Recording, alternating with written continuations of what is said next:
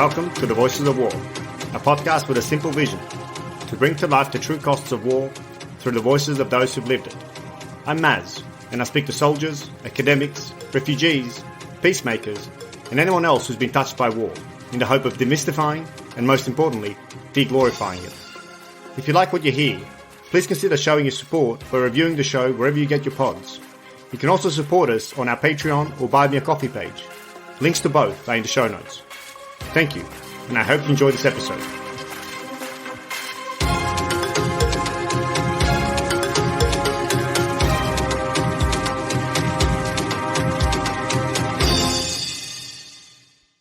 Hello everyone, it's Maz. Just a few words of housekeeping before we get to the next episode. I've decided to move the episode schedule to fortnightly releases again. I'll be doing this because I've found that trying to publish an episode each week means that I'm rushed and don't always get the time to prepare as much as I'd like for my interviews. It also means that I don't have the time to plan for a few new ideas I have for the podcast, such as live shows and panel discussions. Hopefully moving to fortnightly releases will also allow those who've missed some previous episodes or those who've only recently started following the show to listen to some of the older interviews. And the last thing I want to say today is to thank the 3 most recent Patreon supporters of the Voices of War. Thank you Daniel, Isma, and Dave. Your contribution will go a long way in making sure the podcast keeps developing and growing. Okay, let's get on with today's episode with Jason Pack. As you will hear, Jason and I spoke about macro-level dynamics in global relations that Jason aptly calls the global enduring disorder. We talk about what this term means, how it contributes to war and conflict, and what, if anything, we can do about it. If you enjoyed this episode, I would appreciate it if you could share it on your social media or like and review the show on your favorite podcasting app. Thanks a lot.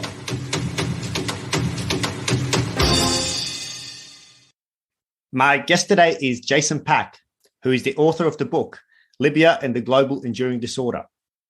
Jason is also a Senior Analyst for Emerging Challenges at the NATO Defense College Foundation in Rome, where he leads a program titled NATO and the Global Enduring Disorder, which seeks to produce a range of content analyzing our current era of geopolitics while proposing actionable solutions to our most pressing collective action challenges.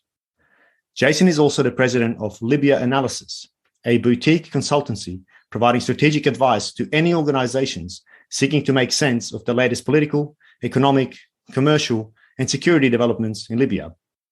He's also the founder of the US-based nonprofit Eye on ISIS, which conducts research into Islam and Islamist movements in and outside of Libya. Its goal and core mission are to promote a more nuanced and accurate understanding of Islamist movements and the threat of different strains of Islamic militancy. Jason joins me today to discuss his excellent book, which I just finished, and how Libya has come to represent so much of what is wrong in the world today. Jason, thank you very much for joining me on The Voices of War. Great to be here with you, Mass. So before we delve into the enduring global disorder, you have a very colorful background, and I'd love to hear a little bit about it. So maybe we can find out a little bit about your story and then land on how you came to write this book and why Libya. Sure. I mean, most of the ideas which come out in the book are things that I experienced myself. And therefore, despite all the silly footnotes and Arabic and Russian language sources, it's a book with this deep experiential knowledge. My story is that I'm from Manhattan, and bizarrely, my folks thought when I was 1.5 years old that a child grows better with a lawn, even though they themselves grew better with concrete. And as a result, I went to high school in the boring town of Metuchen, New Jersey, where I am speaking to you from now. Mm-hmm. And I knew that I was always thirsting for something more. And when I was in Massachusetts doing my undergrad, I studied science, but the 9/11 happened. And I had a sense that the 9/11 Maz was going to be a big deal. I wasn't sure how big a deal it would be. I don't think I had a premonition that the world would never be the same. But I had an idea that the Arab world was going to be a new foreign policy challenge or arena for the United States. And that as a patriotic American, if I wanted to make a difference, it might be useful to study the Arab side rather than the Israeli or Western side of things. I then lived in Lebanon. I I studied Arabic in Yemen and Morocco. I got my Fulbright to Egypt, but the Egyptian government pulled the plug on my research and I got transferred to Syria. Right. I've gotten up to many misadventures in Syria, only kidnapped twice, spied on by the secret police, had lots of friends who were Alawites connected to the regime. I had a fascinating time there. My first attempt at the doctorate was my DPhil at Oxford about Syria and particularly about French policy towards the Alawites under the premiership of Léon Blum. And I had a sense that the academy wasn't for me, the whole publish or perish, or, in what way or what my colleagues were studying going to bear on important questions. I was recruited by a consulting firm to be their man in Tripoli. And I've always believed in détente between the West and rogue or formerly rogue regimes. And this was the opportunity for me to live in Tripoli and be one of the very few Western academics to ever do serious research there. I lived in Libya in 2008-9, and I don't know how long an answer you wanted.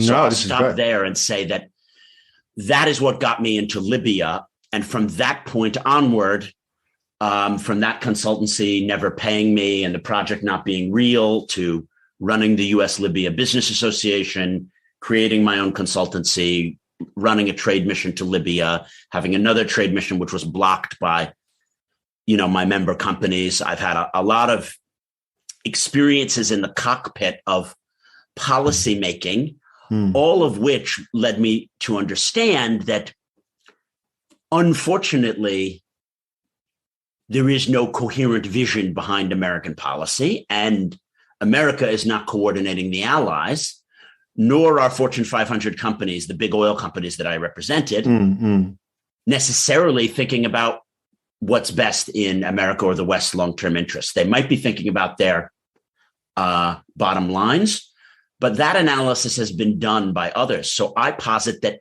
fascinatingly, a lot of the errors that big energy companies make are not trying to maximize quarterly earnings or shareholder returns, but rather incumbent psychology, a deep fear.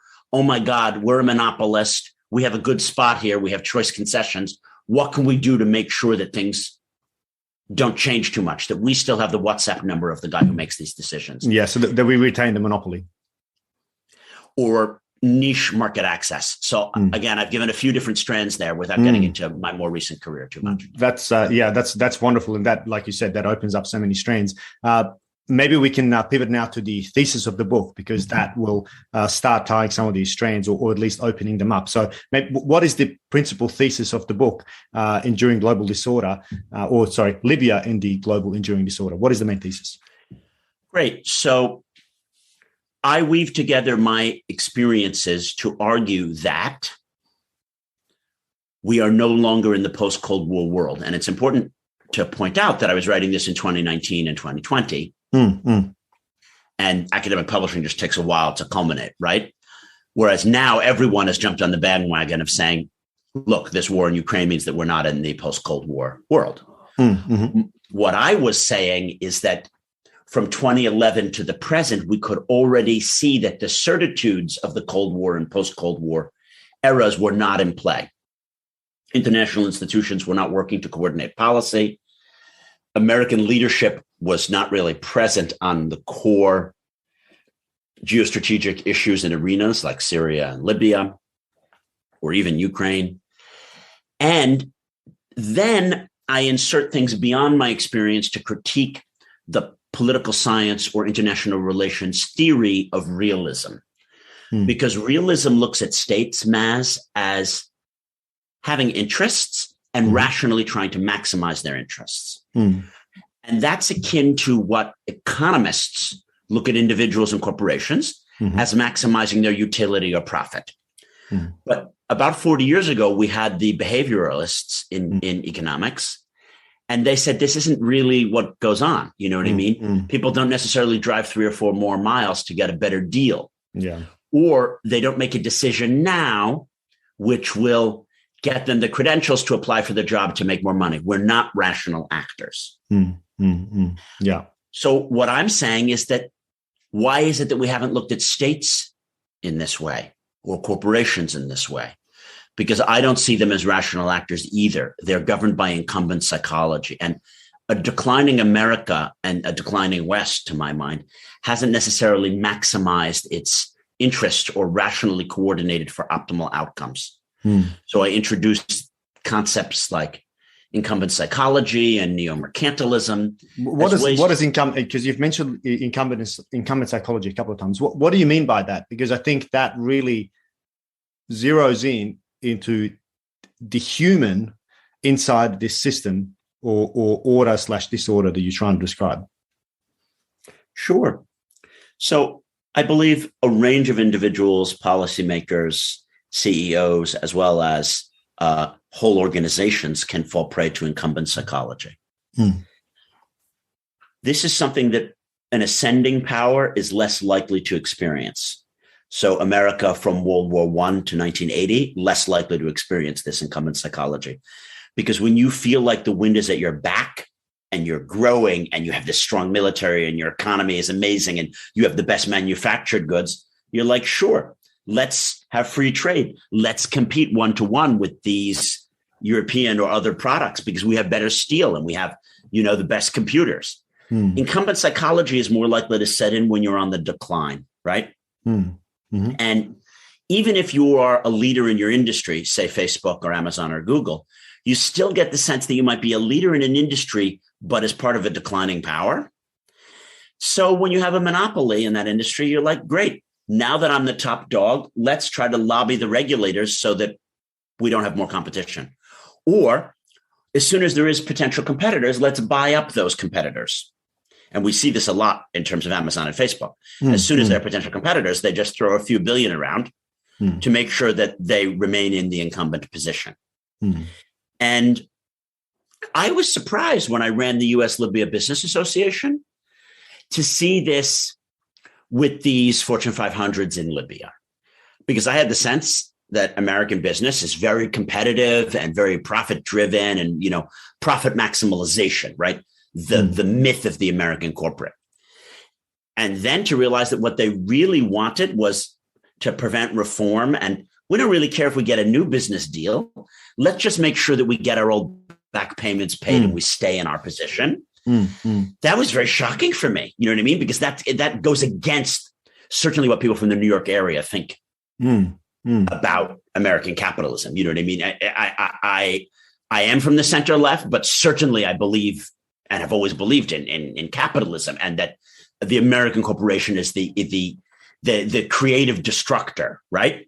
And to find out, no, actually, these guys have been in Libya since before the Gaddafi period, since the 60s. They like to hold on to their patch. They don't want to even invest or throw more money at it because they get their tiny bit of return out of their crude oil. Some nimbler French or European companies might want to invest more in the pipeline or acquire some more concessions or buy more stake of the consortium. But these American ones, probably not for them. Too risk averse. That goes very much against the American vision of capitalism. But the more I investigated it, why was Trump saying, let's have protectionism, let's buy America, let's have tariffs? Because the American economy has all of a sudden magically turned inward in these 5 years.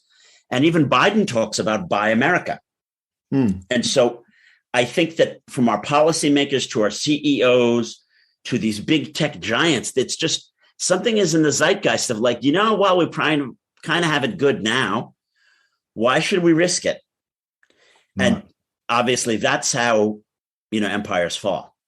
Yeah. I mean, but I guess my question is how is that different? I mean, what corporations are doing, if this is part of the human psychology piece, what corporations are doing?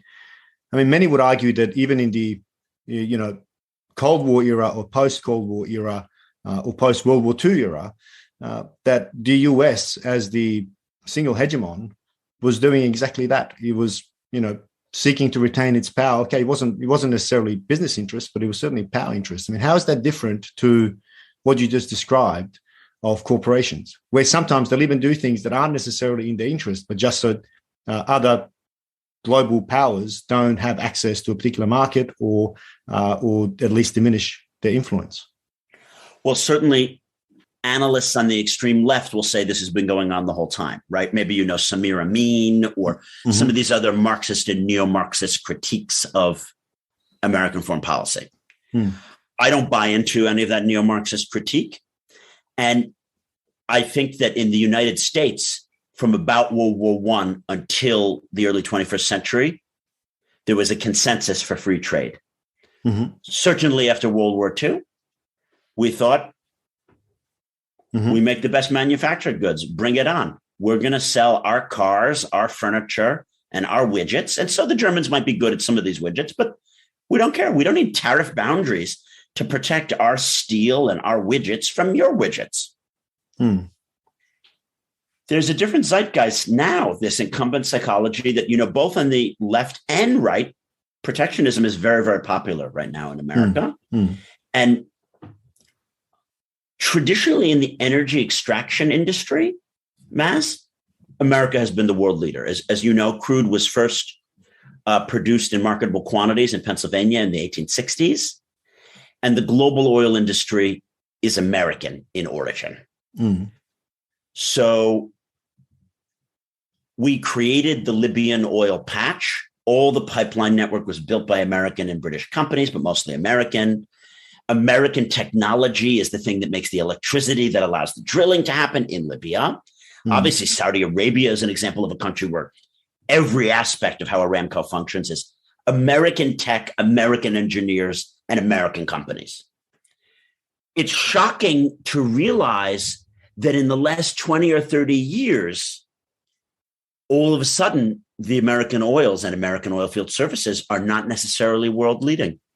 That if you were, say, the Egyptians who discovered their Zohar field quite late, it wasn't for a political reason that they went to E&I, which used to be the reason that Third World and African and other despots went to a firm like E&I. It wasn't that E&I had the best tech to do the offshore. It was that there was a political reason the Americans couldn't touch it, or, you know, you were too much of a dictator. Now we're in a new world, even when it comes to these oil field services technologies, that there is no significant gap between the American tech and European or even sometimes Turkish or Chinese tech, which is pretty crazy. But even beyond that, the Americans may be less risk prone. They're more risk averse. That's a significant change that gets at this incumbent psychology. And again, it's not, you don't learn too much about the book bloviating about this topic. I talk about it for about 3 pages only, as you may have discovered. But from my own experiences representing U.S. companies that were like, well, we kind of don't want to make this trade mission happen. And you're like, but wait a second, the British have had a trade mission to Libya every year. I was just on the Libyan British Business Council trade mission. Well, you know, that's true. But, and of course, they would never state their real reasons. This psychology that has caught hold, certainly in the Republican Party, but even in certain aspects of just Washington or Silicon Valley, it's interesting to experience it because it cuts against our self-definition. And this is, I guess, the enduring global disorder. What you've described there is that the established norms that had existed are being shaken up by players who don't make rational sense to even be players in particular markets, politics, security, economics, etc. Am I reading that right? Sure. I didn't lead with what the enduring disorder is because just randomly we got into defining incumbent psychology, which is a minor concept within it. The enduring disorder, briefly put, is what I term the period after the post-Cold War period. It differs from other geostrategic eras in that the forces promoting order within it are weaker than the forces promoting disorder. And the primary things that are going wrong are collective action failures rather than bad policy. So I see the Iraq invasion as happening during the post-Cold War period. It was largely decided in the Pentagon, and Wolfowitz and Feith and Cheney and Bush made a hack of it. It's not a coordination problem. was a problem within the American hegemonic order. Mm-hmm. Some people will say, oh, well, the Georgians gave troops or Tony Blair changed the mission. No, they didn't change the mission significantly. The mistakes were made within American hegemonic order. That's not what's going on in our mistakes towards Libya or Ukraine or Syria. These are coordination issues. There's not some policy being decreed in the Pentagon and all of a sudden Macron or Boris does exactly the policy. It doesn't work that way anymore. Mm-hmm. The things that have gone wrong in Libya post-Gaddafi are that Cameron had one idea, Sarkozy had another idea. One backs the Zintanis, the other backs the Misratans. They have a coordination complexity between them. And then the Libyans have coordination complexities amongst themselves. So that makes policy towards Libya and policy towards Syria quite similar to issues like climate change and tax havens, which have always been coordination issues. Even in the Cold War period, an issue like tax havens, that's a coordination issue. Mm-hmm. What's shocking is that in the enduring disorder, everything is a coordination issue. The UN doesn't work. The IMF doesn't work. So that makes everything a new ad hoc coalition that you have to coordinate. And this is exacerbated by the partisan politics within our democracies. It used to be, yes, there were differences between Republicans and Democrats, but for the most part, they agreed on NATO and they agreed on certain key foreign policy decisions. So there wasn't a coordination complexity in the Senate on foreign policy. But now even domestically, we have those coordination complexities. And then we can take this to the next level, which is that major global actors seek to promote disorder rather than alternative forms of order. And this is something that, yes, Putin is at the forefront of this, but even Bolsonaro and Orban and Trump and Boris are exporters of alternative disorder rather than alternative forms of order. I can explain this very easy by explaining the difference between Stalin and Khrushchev and Putin. Stalin and Khrushchev, to my mind, bad dudes, right? Murdered millions of their own people, very, very happy to crush rebellions in other countries. However, when they would win, they had a fully formed form of order that they took out of the cookie jar, and it had an ideology and an economic system, and they tried to impose it. No part of the world was unimportant enough to export their fully formed economic and ideological system. Didn't matter if it was Cuba or Zaire or Czech. They have an economic system and an ideology, and they want to impose it there. That's not what Putin is doing with the Wagner Group in Libya and Mali and Syria. He doesn't have an alternative order. There's no economic system that he's exporting to these places. If he would have won in Ukraine, he might have had a puppet government, but he wasn't going to export some kind of coherent Kremlin economic model because it doesn't exist. There is no coherent economic model. And you might say, well, it's just kleptocracy. No, it's worse than that. I argue it's a form of deliberative disorder. And that's what makes Trump quite different than previous Republican administrations.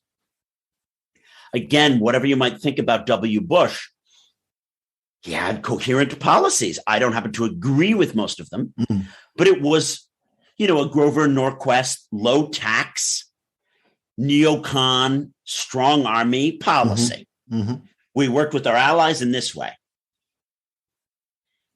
Trump, no policy at all. We abandon the Kurds. He wants to withdraw from Afghanistan, but then we sell our foreign policy in the Middle Eastern region to the Emiratis and the Saudis. But then we have some incoherence in how we deal with Putin, which doesn't make sense relative to certain other commitments. But then we're abandoning NATO. This was just disorder. And those who try to defend it and say, it was a retrenchment. We are kind of just decreasing the burden on the American taxpayer and focusing on our core interests. Not really, because our core interests had to do with our Ukrainian allies. There was absolutely no coherence. So to my mind, it's a new era where many actors have engaged in deliberative disorder, Maz. Therefore, the world system has within it cycles and circles of negative feedback loops of disorder promoting disorder, and we're in an interregnum of order. And that's different than multipolarity like we might have had in World War I or the interwar period, where whatever you think about the Germans or the Imperial Japanese, they wanted to order their spheres of influence. I say that Putin and Xi, they're not selling an alternative order. They just want to disorder their sphere of influence. Well, destabilize the order that preceded today, which is the Pax Americana, right? I mean, it is the US-led global order, and I guess what they're trying to do is recreate the disorder in international relations, but in domestic spaces of the US, of the UK, even of Australia, or of Western developed progressive nations who have up to now been leading the world, so to speak, or setting the global policies. So is that? I mean, you talked about the war in Iraq and how that's different to what's happening in, say, Ukraine or even Syria. Can you just explain that a little bit more? Because, I mean, is it not then true that the US, through its policies, has almost undermined the global order that it was leading up to that point? For sure. And I'm no big fan of the Iraq war. It was the wrong intervention at the wrong time. However, it was a standard hegemonic mistake. Roman emperors occasionally overextended themselves and they got killed by Goths and Visigoths or things of this nature. But that's like a regular hegemonic mistake. They didn't make that mistake because they were like coordinating with the Parthians, and then the Sassanids are like, well, we're going to help you on this campaign, but their help wasn't good enough, and then they lost. No, it was regular hegemonic mistake. That's what we did in Iraq, like other empires made. This is extremely different to what has happened in Libya and Syria and Yemen and even Venezuela and certainly Ukraine. We haven't had a coherent policy because the Western allies failed to coordinate one amongst themselves. Libya, which I put forth as the great microcosm within which we can study these ideas, showcases this extremely vividly, because for the first time since World War II, the Italians and French fought on the opposite sides of a hot civil war in Libya. And you might say, oh, no, they just trained opposite sides. Like the Italians were training the Misratans and Banyan Marsus or whatever. And the French were training Haftar. But no, they had embedded special forces. And we don't really know all the details because it's embarrassing. So they try to conceal these casualties. But when that French helicopter went down on the Haftar side, it was then transparent that French forces were fighting against Italian forces 400 miles south of European territory. If something like that had happened in the Reagan period, Reagan would have picked up the phone and said, knock it off. I don't allow core European allies to fight on opposite sides of a civil war. If you keep this going on, blah, blah, blah, blah, blah. Yeah. Now, Obama took it in stride. He might have said, I'm disappointed, but he has no levers to get them on the same side because he wasn't even the main coordinating power in Western policy towards Libya. Think about that, right? And there was no point in the Cold War where America was not the main coordinating power in a major conflict because it just didn't work that way, right? When they were disappointed that their allies did something in Suez, wow, was there a price to pay? We don't even inflict any prices because we're not trying to order Western policy. What's the root behind this? I mean, what is the cause behind the enduring disorder that we find ourselves in? Many. The causes are many, and far be it from me to really disentangle them. One is declining American political might. The declining economic might is quite more attenuated. In other words, if our peak was like 45% of manufacturing outcome globally, well, we still have 28%, right? And if American GDP or investment capital dominance was X, we still have 2/3 X. So it's not really like there's been a huge economic decline, right? Mm-hmm. But there are more actors in the space. And I would argue that the role of the American government in American foreign policy and American economic policy, rather than individual corporations, is less. So sovereign actors seem to have less power, particularly in the West, than private actors, because individuals can throw billions around in ways that they couldn't previously. Capital is more globalized. The role of states are less important. Those are important factors in the enduring disorder. Then something went on wrong after the Iraq War, which is that the main allies said, we're not going to be led by America. And I understand this because from a French and German perspective, they went to the Americans and said, don't do this. If you do this, we can't really back you up. Then the Americans did it. And what do you know? Then they couldn't back them up. So I understand that that was a very pivotal moment in the coherence of NATO. And for all those who think, well, isn't NATO coherent again? Hasn't Biden, regained that credibility? I don't see it that way, because we could have deterred the Russian invasion of Ukraine if 4 months ago, when Putin was really building up his troops on the Belarusian-Ukrainian border, and Olaf Scholz had just become chancellor, if he got out there and had a joint press conference with Biden and said, I will cancel Nord Stream 2, Germany is going to rearm, and there is no daylight between the US and Germany on this. Back off, Mr. Putin. Yeah. He did the opposite. He went to Moscow and said, oh, we don't know if we're going to cancel Nord Stream 2. Don't worry. We won't let the Baltic countries re-export German arms. That's crazy. The amount of German arms in Latvia or Estonia was not going to provoke Putin to make a war.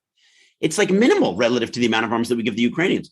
But it just showcased that the Germans were going to do their own policy. Yeah. And then, ironically, 3 days into the invasion, they had to change and they adopted the same policy as everyone else. So that is some bad coordination, right? If the Germans are saying one thing and the French and the British are saying another thing in terms of the nature of the sanctions, and then fundamentally, because the Western peoples are more on the same page than the Western governments, Olaf Scholz had to reverse course because the German people are the same place that the Polish and Americans are on this. They stand with Ukraine. So he just completely miscalculated and miscoordinated. It's shocking. And when the history of this is written, and it's going to take years and years and years, I think Olaf Scholz is largely going to be responsible for why Putin had the temerity to invade. I mean, I guess in his defense, Putin had done something similar a number of times before. It's not the first time the troops were, in Ukraine or around Ukraine in Belarus. So I guess no one really thought that, even days before, even Zelensky himself was yelling out at the world, stop building this up. You will make it a self-fulfilling prophecy. Russia will not invade. Stand down. So I guess but it's different because Zelensky was saying that to calm his own people. Yeah. What Olaf Scholz needed to do is say, I don't think he's going to do it, but if he does, we don't have any daylight with America. Yeah. A red line, right? And therefore this all goes back to the Syria red line. Yeah, exactly. And certainly that we didn't honor the 1994 Budapest Memorandum when Crimea was annexed and the Donbass invaded in 2014. That let Putin think he could get away with it. And that's global enduring disorder, if I could ever imagine it, because it used to be, if you so much as sneezed at an international treaty or had one or two British citizens killed, gunboats appeared outside your port and you were banged into submission. Yeah. Because the principle of the British Empire was more important than if it was in Britain's interest at that moment to spend the money on that war. Now we're at a place where no principle, even the most sacrosanct thing, like you can't acquire territory by force, or we can't be forced to not honor our treaty commitments to Ukraine. That's not important enough. And what I had always said in the lead up to this Ukraine war is that if the 1994 Budapest Memorandum isn't enough to have NATO members go to war, then Article 5 of NATO itself isn't enough. We might as well just throw in the towel. Well, I mean, this is, and I've heard you elsewhere describe yourself as Hobbesian or Hobbesian. And I guess what we're seeing here is the emergence of Hobbes' state of nature, right? I mean, it's literally war of everyone against everyone, or at least that's what's being encouraged by those who benefit from American decline and the disorder, right?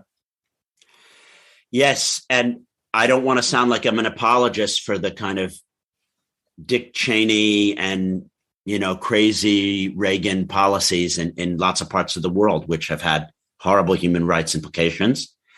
But I personally would rather live in a world where there is a Western superpower making free trade happen. And, I can go travel to another country and make sure that, I'm not going to get kidnapped or my bank account functions. I think that you can create better art and invent vaccines to cure pandemics in that world rather than in a state of nature where every nation is for itself and we don't have international organizations and institutions functioning. And that debate is open. Right. And some people on the extreme left are going to say, well, maybe it's better that the Indians or Chinese run the world. I haven't seen any indications that they want to, or that they can create a rules-based system where contracts are honored and, free trade is allowed to function, which is the kind of world that I think produces the intellectual as well as human goods that we enjoy. And I think this is a key point, because it really comes down to we have to talk about the global order, pre the current global disorder as being US led. And I think this is you've just hit the nail on the head. I would also much rather live in that world. As much as I don't agree with some US foreign policy, particularly war in Iraq.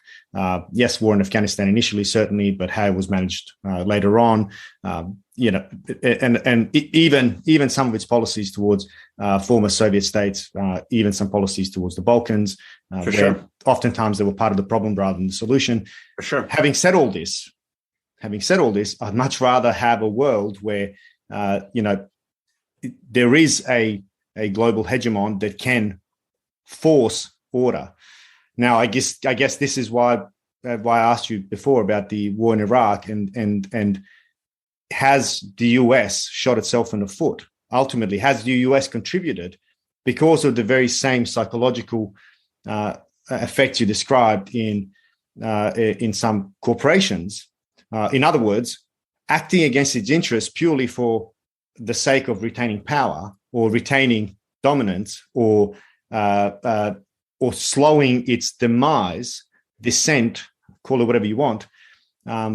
And that's basically what's allowed these disruptive forces of your Russias, of your Chinas, of your Irans, North Koreas, Hungary's, even Brazil's, etc., to actually take hold and try to carve out their own piece of this kind of global order, and using American failures, American hegemony, American exceptionalism as a way to argue their point. Yes, that's exactly right.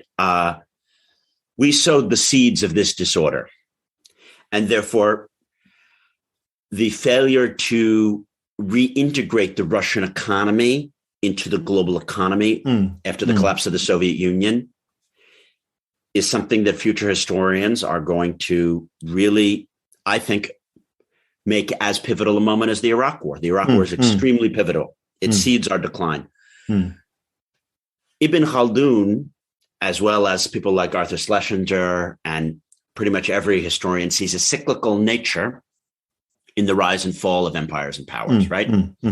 No empire or power can rule indefinitely because power leads to hubris and corruption. Yeah, for sure. Something in human nature makes 1,000 years Reich impossible. But I think we could have had a good more 50 or 70 years where we could have created institutions. Yeah. And these mistakes, these mega mistakes, like I'll highlight three: the Iraq War, and then thinking that political transition in Russia was more important than economic transition. Like, well, so long as they vote in elections, let them do their own economic system.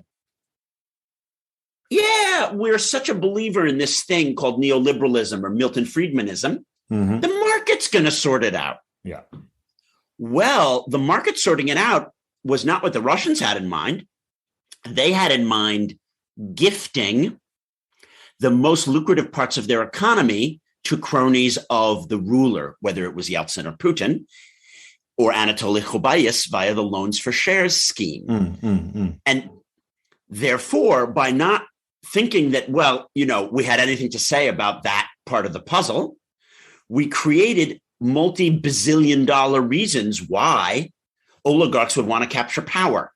Fundamentally, what I think is a connection between Libya and Russia, so post-Soviet Russia and post-Gaddafi Libya, is that if the Western powers are so obsessed with get the dictator out, let's have elections, but they don't think about reforming the economy or making sure that those economic structures have the right incentives, you create a reason for state capture.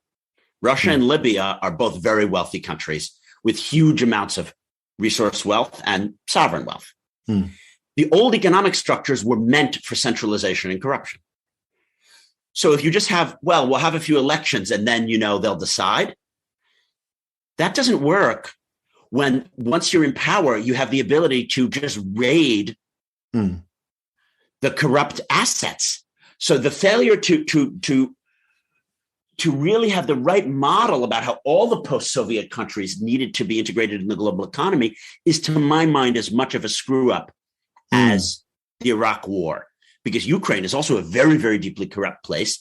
And that's part of the reason that they've ping-ponged back from, Yanukovych to Poroshenko to Zelensky. They haven't had coherent defense policy because it's all about getting in office and corrupting to your allies, and the poisoning of Ukrainian politicians is normal. So that's a second major failing in U.S. leadership. And then, I said three, but I'll say four. The third is to not have the Cold War end with a treaty and international institutions. World War II ended with a treaty and major institutions.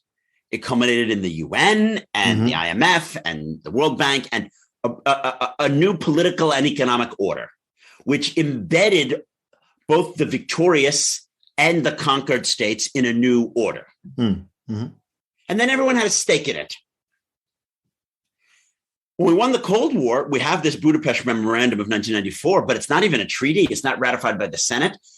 But we convinced the Ukrainians to give up their nukes in exchange for guarantees that their territorial integrity would be, sacrosanct. But we didn't make any institution to protect that. We just, we signed and the Russians signed and the British signed. So it's like, okay, let's enjoy our peace now. Yeah.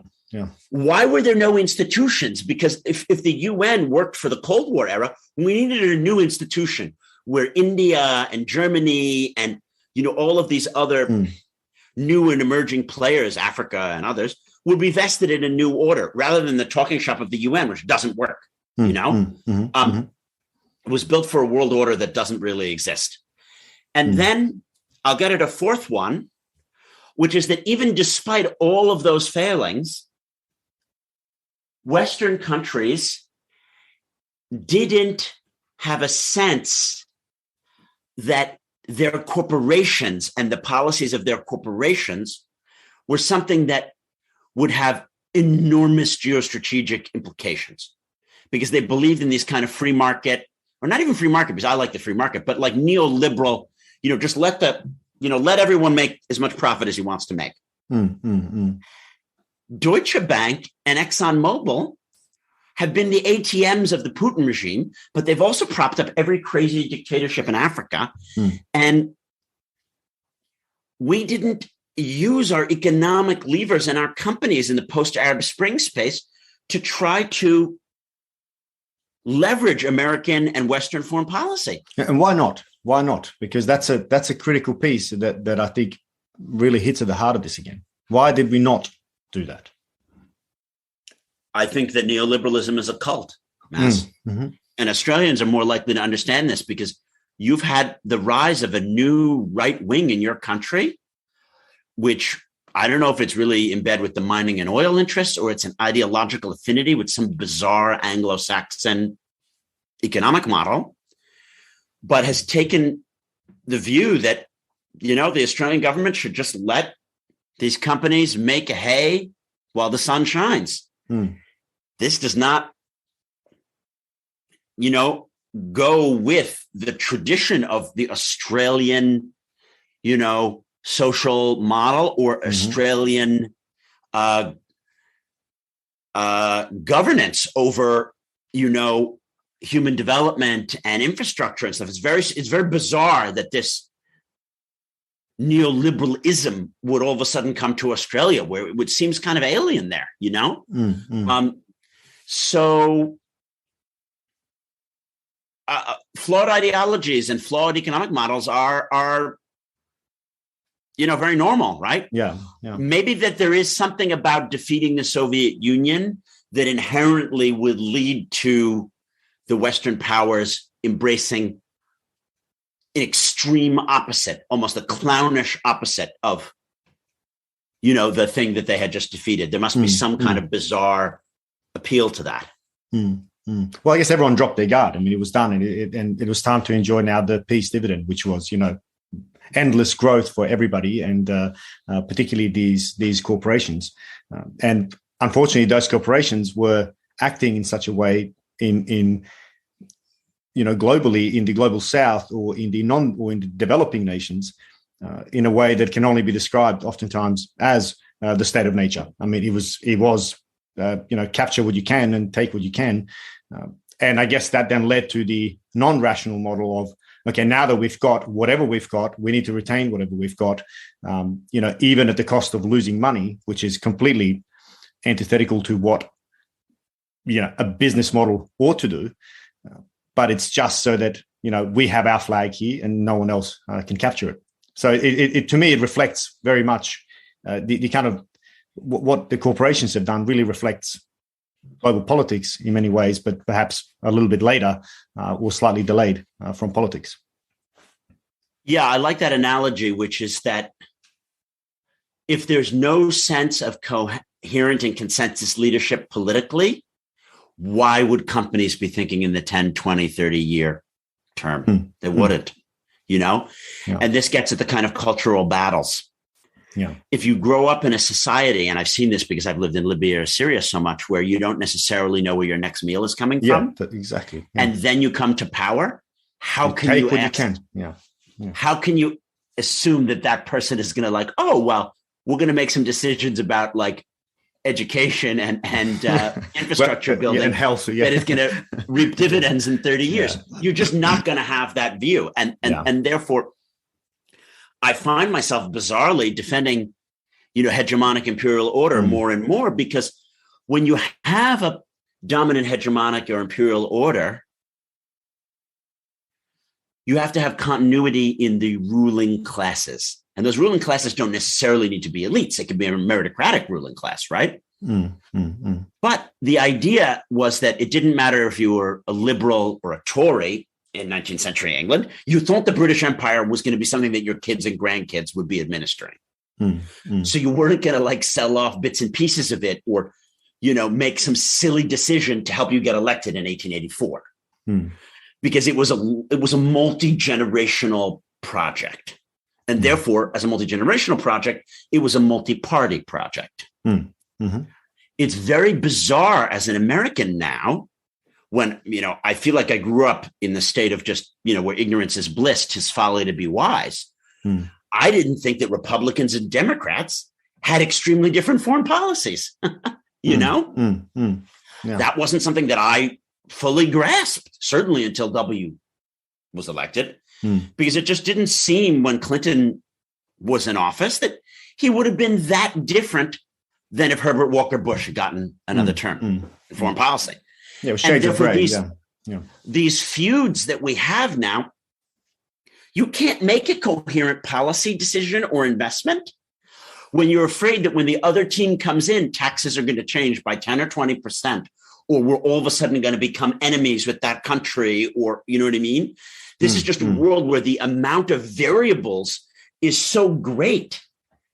It would be really difficult to make these long-term decisions, because then all of a sudden Trump is going to come back and we're going to kiss Putin's ass and he's going to be our best friend again. You know what I mean? Like, how can you as a business make a long-term decision in a world? Because there is a world where by 2025, Putin is still in power and America is his friend and doing favors for him to increase his power. Think about that. That world exists still.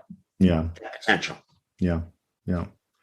Yeah, that's that, and that is a very scary world. I mean, you talked about institutions and the importance of institutions, and that's what strikes me as something really important. You know, when we look at a stable nation, whatever it might be, usually it's because the institutions within that state function. In other words, trust between the electorate and the state exists and is represented through the functions of the state, which is through its institutions, whether it's, you know, the police force, military, economic policy, health, civil society, whatever institutions exist within a country, enable you to think about tomorrow as certainty, as opposed to, like you said, in places like Libya, Syria, and I can relate to this from the Balkans. You don't know where you're going to get your next meal from tomorrow. So therefore, every day is a battle, and you can't trust anyone, and therefore you take what you can while you can. And I guess what's happening now is, or at least the way it's visualizing in my mind, is the institutions of, broadly speaking, Western nations are starting to lose their connection or the trust that they're meant to embody within the electorate. You know, many have been disappointed. You know, we talk about the US. You know, Trump came to power on a policy of, you know, the working class American has lost out over the last 30 years. You know, US bouncing around the world, starting wars. It's detrimental to the American way of life, et cetera, et cetera. So it's the, you know, people and people in all of these countries, like the, you know, Brexit in the UK, there's a kernel of truth sufficient. Oh, of course. Right. Sufficient to fan now these kind of flames that are ultimately making everybody doubt. And we see this even in Australia, which is an exceptionally wealthy country that's never really had war within its borders. We're seeing that even here, where people have lost trust in the institutions, in our politicians. Completely, you know, even in elections. You know, why should I even vote when, you know, the next person is just going to be doing the same kind of thing? One thing that I have learned through my experiences living in Syria and Libya, and then seeing some of the dynamics socially that exist there in my own country, in America, is how fragile a flower social trust and democracy are. It's fascinating that some countries that might not work might have more of this variable of social trust. So I think of Israel as a place where, yes, broadly within the Jewish secular sector, if we put the Haredim and the Palestinians and even Arab Israelis on one side, there is a bizarre sense that if the government tells you to take a vaccine, or they tell you that you need to be at this reserve location, you're there. Do you know what I mean? And now, when you come back to a place like America, you see that Sweden is closer to Israel in terms of social trust than it is to America. Because when Anders Tegnell, the health minister in Sweden, had the very interesting view, don't wear masks. We're either going to do herd immunity or we'll ride it out. I was in Sweden for a lot of the pandemic mass. You would go into a crowded mall before the vaccines. And I had been, you know, months and months in Manhattan where you would not even see a soul on the street. And if you would run into a shop, everyone is masked, you have your thing and you run out, you know? People are like socializing and chatting with the store clerk 3 feet away in Sweden. And this is because they're such a rule-following society. Absolutely, with such a sense of social trust that you could tell them, don't wear masks, don't worry, and they do it. And Danes, who are essentially almost the same, we're told have an incredibly rigorous lockdown and always wear your mask. And they did it, showing just Denmark and Sweden as pinnacles of social trust. They didn't have debates or civil wars in their society. Even though most Danes can understand Swedish TV and most Swedes can understand Danish TV. They just said, we believe our thing because we were told by our authorities. Now look at the US, where even the differences between major cities, the New Jersey approach to the pandemic differs from the New York approach. And that is extremely different from the Alabama or deep Republican South approach. Do you know what I mean? We had a social war over how to respond to this pandemic because the social trust, once it's lost, I think it would take generations to regain it, and things are going to have to get a lot worse.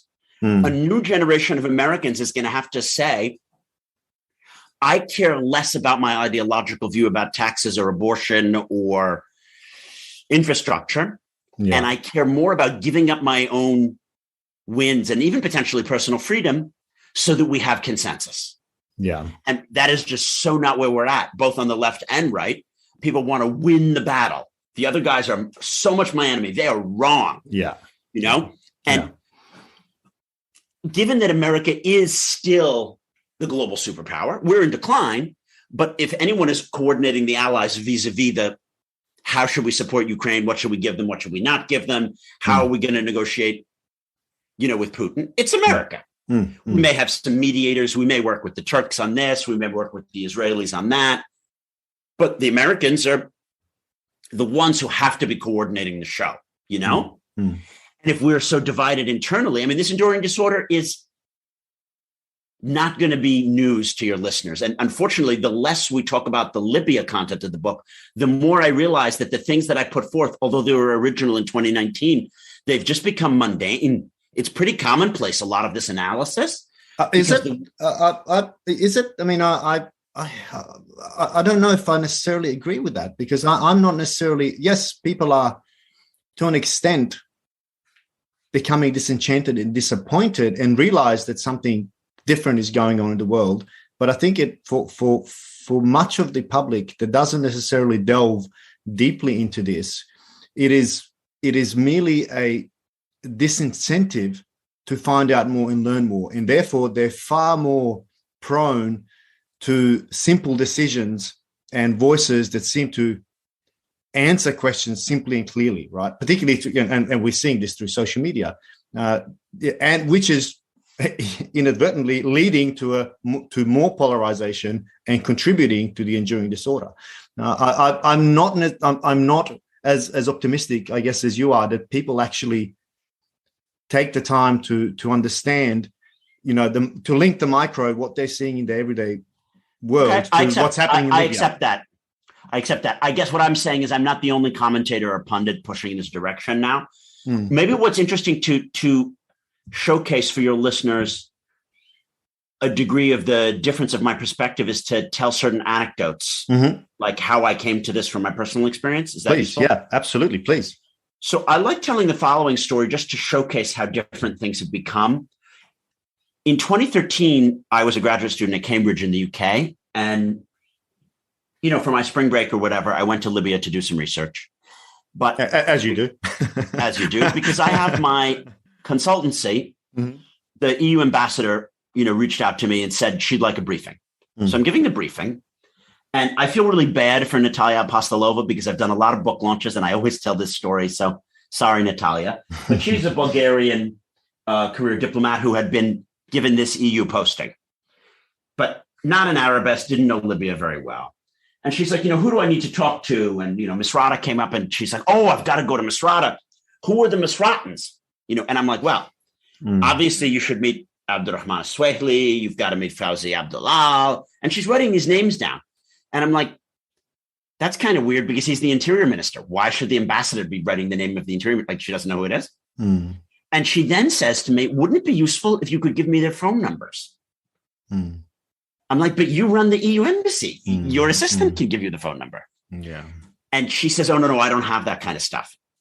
So I'm like, okay, can't you just go to the British? because the British have like huge amount of contact network, particularly in Misrata. I mean, you could get in touch with Fatih Bashaga, whose career was in the ascendant. And she's like, they wouldn't give me that kind of sensitive intelligence. So I'm thinking like, well, maybe that's because the Brits are kind of Eurosceptic. Can't you go to the Italians or the French, core EU nations, and they'll give you some phone numbers, or you can read their intelligence briefings? And she said, no, that's not how the EU works. Wow. We're the European External Action Service, the EEAS. I don't have the ability to get information or intelligence from the member states. And then I'm like, whoa, that is insane, right? And then you realize that the French and the Italians would have rival meetings set up with different factions in Libya so that their guy would be more likely to come into power and not the French guy. Then if we go to Emailgate, and Americans are more likely than Australians to know about what Emailgate is. Emailgate is the scandal around Hillary Clinton's emails that should have been in her State Department account that were in her personal account. In Emailgate, she was corresponding on her personal email with Sidney Blumenthal, a foreign policy advisor, about Libya. And Sidney Blumenthal said, oh, I don't think you can trust the British because they're trying to get this oil contract, and the French are trying to deal with this security firm, and we've got to not share this information with them. So we know, because we know Hillary's emails, that she was getting advice to not share American strategy with our British and French allies in Libya. And as I lived this in real time in 2013, 14, 15, then of course the Italians and French were on opposite sides of the Libyan civil war. This predates Trump. And I want to really get this, that this enduring disorder is not a product of Trump. Trump is able to come to power because of the enduring disorder. That's right. Yeah, 100%. And the enduring disorder is that once you have a note of disorder, it leads to more disorder. Just like when you and I have social distrust, then I suspect your motives and am more likely to take an aggressive position against you. So because Libya and Syria imploded, you had things like my friend, Ambassador Christopher Stephen, being murdered in Benghazi on September 12th, 2012. Well, what impact did that have? It had a major impact to letting Trump be elected, because a mainstream Republican like Jeb Bush or Mitt Romney couldn't be running on a platform of lock her up. Yeah, exactly. Yeah. And if you listen to those Benghazi hearings, the insanity of blaming Hillary for the death of the ambassador, which she had absolutely no responsibility for. It's not the ambassador's job to say that they should have 5 as opposed to 7 Marine security guards. Do you know what I mean? Think about how absurd that contention is, right? Yeah.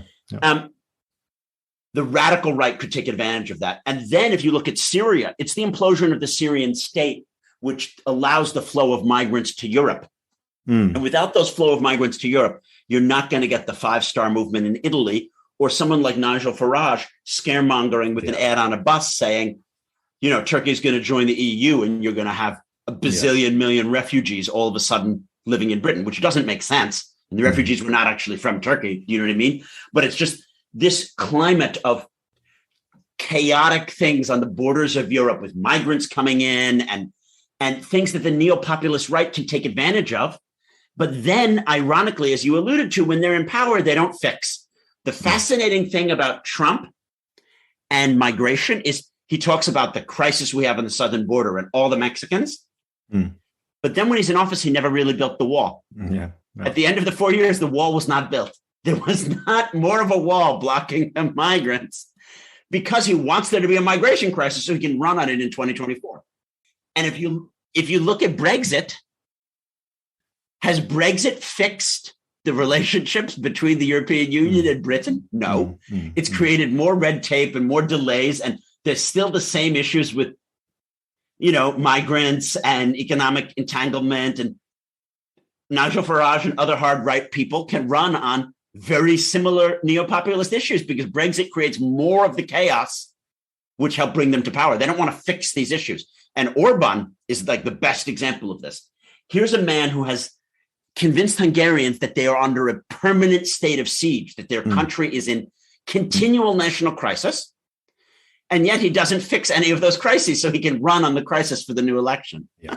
Yeah, I've spoken on the podcast previously about the Balkans and Bosnia in particular on this very point. It's exactly the same thing. It's exactly the same almost recipe of how to ensure that you get back into power is incite some fear and hatred and talk about threats.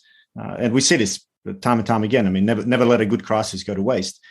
Because that's what will ensure that the revolving chairs or the musical chairs of political power are retained. Which I think it's fascinating. And again, I'm even more amazed that you made the mention that or you stressed that Trump is not the cause of this. I'm amazed that you have to make that statement because that to me is concerning. That people actually think that it's Trump's fault. Or that it's somehow because of Trump that we find ourselves in a situation where we are.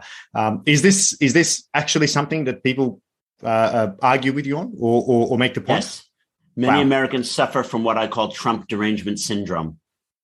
Wow. This is the idea on the left that even many of my close friends and colleagues and family members believe in, which is that Trump is to blame for everything. So. The war in Ukraine is entirely a product of Trump's appeasement of Putin. And then you say, but Obama had the red line that we didn't enforce. And Obama had very weak sanctions when Crimea was annexed. No. It's that Putin, convinced Trump at Helsinki. You're like, well, hey, I like blaming Trump for stuff, but that we're in this mess of appeasing Putin is like to a large extent an Obama plus Trump problem. Do you know what I mean? Yeah. So Trump derangement syndrome, you see the infrastructure that's not built. Like it's shocking how bad our roads are. And non-Americans don't realize that we have a third world quality of, major airports and highways and stuff. And frequently I'm chatting with friends and they're like, well, this is because Trump's infrastructure plans were bogus. And you're like, but Obama had all of these infrastructure plans and the Green Deal and whatever, and I-95, which connects Manhattan and DC, arguably the two most important power centers in the Western Hemisphere. It's all filled with potholes and there's always one lane closed and there's always horrible traffic. And some guy will say, well, this is because of Trump. And you're like, no. I'm from New York and I've been taking this, I drive back and forth once a month for the last 20 years. It's never gotten fixed. So people just don't, they're not willing to own the complexity of how we've gotten to this moment. Yeah, which is what I was referring to before, when I made the point about my doubts of people actually delving into this deeply enough. Simple is effective, which I think is why we're seeing the growing division. Particularly in the US, I think as a prime example, but also in other parts of the developed world. What is the role of technology and social media in this? I mean, I'm guessing I know the answer, but I do want to hear what you think. So it could have been a cause for good, and it still can be, but it's been a cause for ill. Chapter 3 of my book looks at the Libyan microcosm of how unregulated cyberspace leads to neopopulism. And fascinatingly, both extremely free libertarian democracies like America and post-conflict states like Libya have very similar policies towards social media. Anyone can say anything and there's infinite amounts of disinformation. Whereas more controlled societies, say China, but also even some European countries, they police social media because they realize its disruptive effects. And as most people are aware, in Germany, you can't deny the Holocaust, but in America, you can, right? So we tolerate a greater degree of disinformation here. And that allows things like Trump to incite the January 6th insurrection. He was banned from Twitter after, not during or before, because we have an obsession with free speech. And in Libya, there's just no authority to regulate anything because there's no state structure at all. It's complete chaos. There's 2 prime ministers and, there's no institutions and no one goes to work and nothing really functions. But both situations allow a chaotic debate which allows extreme actors to dominate the agenda. So a fascinating thing is if you look at the Sarraj-Haftar conflict, meaning the internationally appointed GNA in Western Libya that came about as a result of the 17 December 2015 Skhirat agreement, and the prime minister that they appointed, Sarraj, who governed for 5 years and who I met many times, nice grandfatherly figure. You couldn't say what he stood for. He didn't have any economic programs. He didn't really reform the oil sector in any way. He barely made any new appointments. The semi-sovereign institutions were all the same heads as they had been when he took office. He was not like beloved by the Libyan people or a great presence on social media. Then you look at Haftar, a rogue general who proclaimed a coup, former Gaddafian officer, then had worked for the CIA. Then he proclaimed a coup, which no one backed.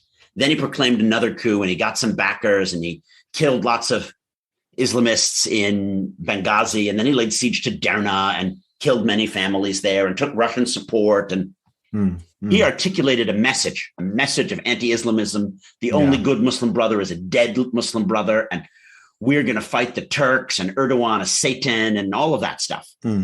Militarized nationalism. Yeah. Sure. Yeah, absolutely. Oh, and also a certain kind of Arabism, because he would say that the Misratans and others are not real Arabs. They're like half Turks. That's a guy and a message that works on social media. Do you know what I mean? Yeah. The message of this kind of neo-populist authoritarian, particularly when magnified with Russian and Saudi money, it works on social media. It ping-pongs around. People respect and respond to the memes. So, I mean, it shouldn't surprise you that Biden's tweets are not as read as Trump's tweets were. There's something about our era and the way these things are playing out where it's not easy to be a boring centrist or center-left person and capture people's attention in a way that can motivate them for political action. Yeah, that's an interesting point, because I mean, it really speaks to, again, the incentives you're talking about. The social media model is incentivized by the global disorder. I mean, it feeds on that, and there's ample of research. It's even worse. Yeah, it's because everything is clickbait. The social media promotes the disorder. We know that part of the reason that the YouTube algorithms lead towards more violent and hate speech content being generated, and Facebook is even worse. People click on the thing that's more extreme, so that it says Hillary runs a pedophilic, sex ring in a pizza parlor. People click on that, right? Exactly. And if it says, actually, interest rates are up 0.02%, and it's very important that we have a rebalancing to have countercyclical spending, no one clicks on that link.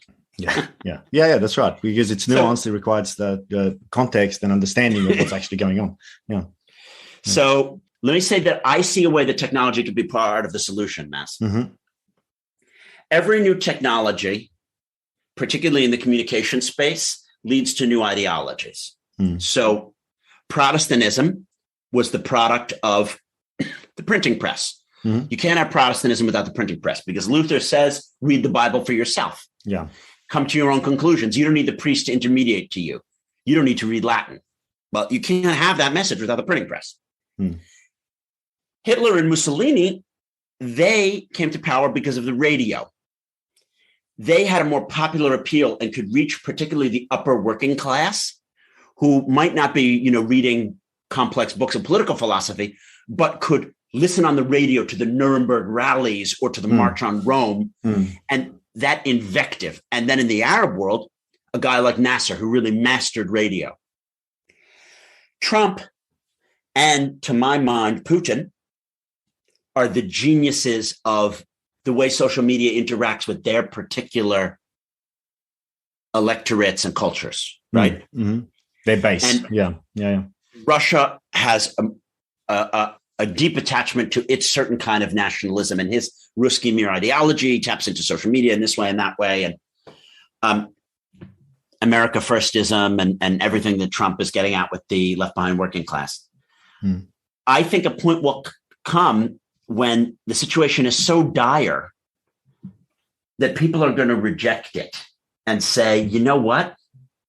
I don't mind giving up a little bit of my personal freedom or I don't mind giving up a little bit of my woke ideology. We just need to have content-driven, policy-driven elites deciding things like healthcare policy or foreign policy. It may take a long slog, right? This may be in our children's generation. Things are going to have to get a lot worse. But then at that moment, technology can be a force multiplier for a global demos, you know? Yeah. Because I think people could get to this point where right now, the average American and average French person says, no, we're not that similar. We wouldn't vote for the same candidates or whatever. But I think if you play the clock forward and you really think about the issues of someone in rural France and me in New Jersey or Manhattan or London, they're actually not that different. You know, our cultural values and what we want from the world and what we want for our kids is actually very similar. Absolutely. We've been pushed apart, and we you know, it's like there's been a lack of class consciousness, to use a like Marxian view. We've been divided from each other by this stuff. And it's going to be tough because some people who they think that their most important issue is like transgendered rights or transgendered bathrooms are going to have to realize that they're going to have to not push that issue because we have bigger fish to fry, like confronting Putin and climate change. And the woke who put, you know, certain identity issues first, you know, I'm really a hyphenated Armenian, this American. As the most important reason I'm voting this way. Well, that's not going to work. But I think there's going to have to be a backlash against this. And then technology might allow this global demos who more wants to entrust experts because the problems of the world are getting more complicated, not less. Yeah. I mean, I think that's it's a wonderful way to finish up as well. I mean, I not necessarily, again, as hopeful as you are, because I do wholeheartedly agree with how we started this conversation, and that's that it's a lot to do with psychology. And you made the point that, you know, behavioral economics has flipped the rational model on its head, and we're seeing you know, social media flip any rationality, you know, on its head, on every domain of our lives, from politics to health, to global you know, relations, to domestic relations, and we're not seeing the business model of social media at this point in time just yet changing. Yes, there are some regulations, there are some broad pushes, but structurally, this to me strikes me as merely just, you know, aesthetic touch-ups, as opposed to the actual core of the business model is attention economy, and, you know, as humans, we thrive on conflict, and you know, are drawn to it. I don't know if you have any final comments. I know we've tried to cover quite a lot in the limited time that we have. I think this calls for another episode in the future. Thank you, Maz. I'm happy to toss out a final comment. Yeah, please. If people think that making these small compromises are not important and it's best to fight for your side to win, sorry, you got to go to places like Libya. You got to live there and think about these things. Yeah. Because the Misratan guy is like, no, we can't let the Zintanis run the interior ministry. Or they have the airport and they're making some corrupt gains. We should be entitled to those corrupt gains. And then you realize if you fight about those things, you can ruin one of the wealthiest societies on earth. It was the wealthiest country in Africa. And obviously now it isn't, right? Because what all Libyans needed was investment into the oil sector, the ability for people to study abroad and to get, you know, improvements in their healthcare and electricity. But by fighting over these little things and the personality politics of the status quo players and incumbent actors, some people are always going to benefit from a conflict economy, but the majority of people are not. The majority of people benefit from there being peace and investment and stability. It's going to take compromises. And, you know, I have seen in my own personal development over the course of the Brexit and Trump years and my international travel that I am very willing to give up certain social and economic issues that I might disagree with and just say, great, if the price of getting along with people in Kansas or in Scotland is this, great, I'll do it. Because what we don't want to do is be atomized where, you know, Scotland has a referendum and separates from the UK, or our partisanship is such that, you know, we can barely agree on anything from, you know, vaccine mandates to the booster shot to how to build roads and bridges and fight inflation in this country. Yeah. So, yeah, I mean, I don't know if that's optimistic or not, but I know that 95% of my interests and the interests of, my community are shared by people who have the exact opposite political view. Yeah, 100%. And that's what we need to double click and echo, because I think that is absolutely true. And, I all I can say is to our listeners is to explore that point, because we are so radicalized on issues that aren't of very great concern really in the grand scheme of things, and are willing to die on our sword for it, when we don't necessarily realize that we're part of a bigger, much bigger, global enduring disorder. I mean, I think it's and I must just again say, Jason, I absolutely love that book. It spoke so much to me as somebody who's born in the Balkans, and I'm glad you talked about Sweden. I lived in Sweden for 3 years, and the institutional trust that exists, or the social capital that exists in that country, is absolutely phenomenal. I'm so jealous of it, and I think that it can happen in multi-ethnic places. Like, I'll use another example of Malta, small country. Mm-hmm. I love living in a place where there's social trust. I'm happier. I am more likely to have productive conversations with strangers, Mm-hmm. Sadly, New York is not that place, and the States are less so. But yeah, it's been a far-ranging and very passionate conversation. I've been happy to speak to you and your listeners, Maz, and I look forward to talking more. Wonderful. Jason, thank you very much for your time. Have a great day. Thank you for listening to another episode of The Voices of War. And since you got this far, please consider showing your support by liking and reviewing the show wherever you catch your pods. Also, if you're able, please consider showing your support through our Patreon or Buy Me a Coffee page. Links to both are in the show notes. Thank you, and until next time.